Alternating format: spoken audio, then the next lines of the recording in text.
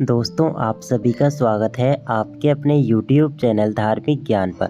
श्रीमद् भगवत गीता के 5वें अध्याय का महात्म्य। श्री भगवान कहते हैं, हे देवी, अब सब लोगों द्वारा सम्मानित 5वें अध्याय का महात्म्य संक्षेप में बतलाता हूँ। सावधान होकर सुनो। मध्य देश में कुत्सरपुर नामक एक नगर है। उसमें पिंगल नामक एक ब्राह्मण रहता था। वह वेद पाठी ब्राह्मणों के विख्यात वंश में, जो सर्वथा निष्कलंक था, उत्पन्न हुआ था, किंतु अपने कुल के लिए उचित वेद शास्त्रों के स्वाध्याय को छोड़कर ढोल बजाते हुए उसने नाच गान में मन लगाया। गीत, नृत्य और बाजा बजाने की कला में परिश्रम करके, मेहनत करके पिंगल ने बड़ी प्रसिद्धि प्राप्त कर ली और उसी से उसका राजभवन में भी प्रवेश हो गया। अब वह राजा के साथ रहने लगा और पराई स्त्रियों को बुला बुलाकर उनका उपभोग करने लगा। स्त्रियों के सिवा और कहीं उसका मन नहीं लगता था। धीरे धीरे अभिमान बढ़ जाने से उछलखल होकर वह एकांत में राजा से दूसरों के दोष बतलाने लगता। पिंगल की एक स्त्री थी जिसका नाम था अरुणा। वह नीच कुल में उत्पन्न हुई थी और कामी पुरुषों के साथ विहार करने की इच्छा से सदा उन्हीं की खोज में घूमा करती थी।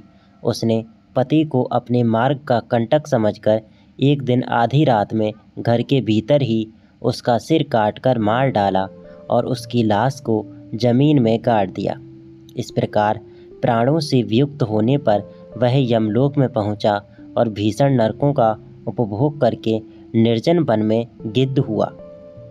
अरुणा भी भगंदर रोग से अपने सुंदर शरीर को त्याग कर घोर नरक भोगने के पश्चात उसी वन में सूखी हुई। एक दिन वह दाना चुगने की इच्छा से इधर उधर फुदक रही थी। इतने में ही उस गिद्ध ने पूर्व जन्म के बैर का स्मरण करके उसे अपने तीखे नखों से फाड़ डाला। सूखी घायल होकर पानी से भरी हुई मनुष्य की खोपड़ी में गिरी। गिद्ध पुनः उसकी ओर झपटा। इतने में ही जाल फैलाने वाले बहेलिये ने उसे भी बाणों का निशाना बनाया। उसकी पूर्व जन्म की पत्नी सुकी उस खोपड़ी के जल में डूबकर प्राण त्याग चुकी थी। फिर वह क्रूर पक्षी भी उसी में गिरकर डूब गया। तब यमराज के दूत उन दोनों को यमराज के लोक में ले गए। वहाँ अपने पूर्वकृत पर पाप कर्मों को याद करके दोनों ही भयभीत हो रहे थे।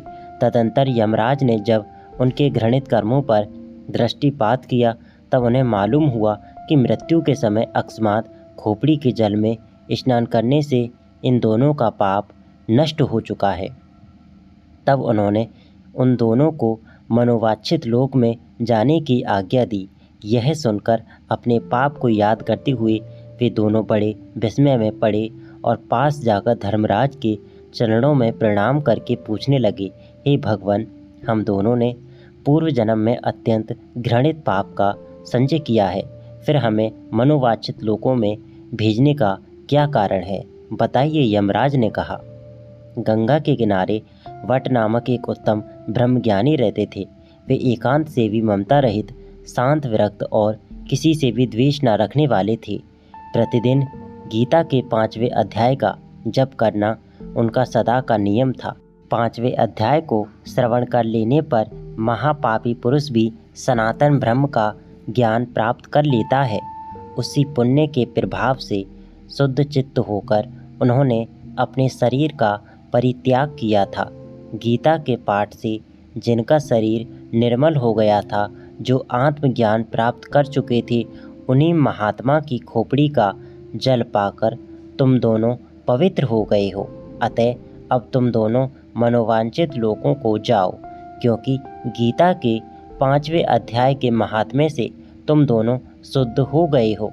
श्री भगवान कहते हैं, सबके प्रति समान भाव रखने वाले धर्मराज के द्वारा इस प्रकार समझाए जाने पर वे दोनों बहुत ही प्रसन्न हुए और विमान पर बैठकर बैकुंठ धाम को चले गए।